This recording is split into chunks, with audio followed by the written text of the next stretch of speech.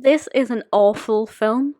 Walk a Mile in My Pradas is homophobic and, slightly less important, not Christmassy. There's about 1% Christmas in this, at the most. It's one of the worst films I've ever seen, and to make it worse, it apparently had a budget of 2 million. I guess it just shows that even with money, you can't buy success. So, this film is from 2011, and it was directed by Joe Sylvester and written by Rick Karatas and Tom Archdeacon, and it is so bad. So I'm going to read out the description. I am not going to spoil anything for you because it can't be spoiled. It's so bad there's nothing in it to look forward to. The description is from IMDb. A magic Christmas ornament turns two men's lives upside down when homophobic Tony starts preferring men 2 weeks before his wedding, and his gay co-worker Steve finds himself blossoming into a ladies' man. Okay, so first of all, Tony is a word that I cannot say on YouTube if I don't want to be demonetized. He is an awful, nasty, homophobic character. There's a scene quite near the beginning where his father is a little bit homophobic, and I feel like maybe they were putting that in there to show that it's hereditary and not something he's thought of himself, but something he's grown up with. I don't know. Maybe they were trying to be clever, but it failed. The fact that they switch sexual preferences because they make a wish around this Christmas angel, this ornament, and there's no real explanation for this angel.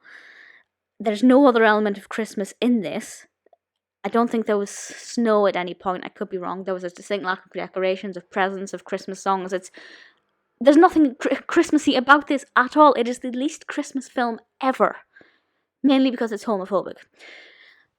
And obviously Tony displays a lot of homophobia. He's very, very offensive to the gay couple in this. And when the magic happens and he finds himself gay, he is outraged.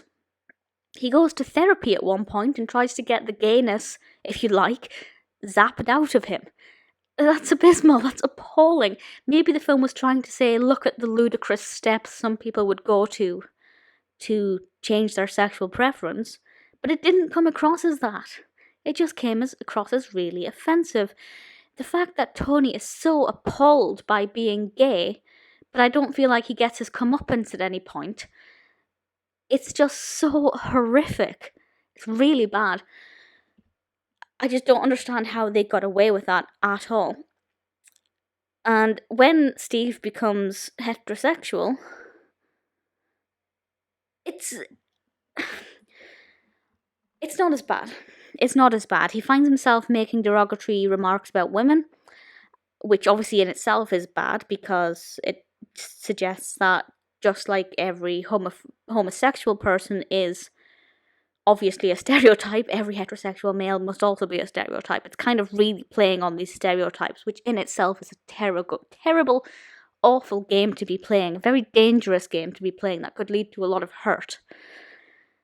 But with Steve, it's not so bad. It's not great, but he's not heterophobic, if that's even a word. If you could even be heterophobic, he's not. He's just confused about how this has happened, and his partner is also confused because suddenly the love of his life is starting to look at women, and it doesn't make sense. But the biggest problem with this film is Tony's attitude.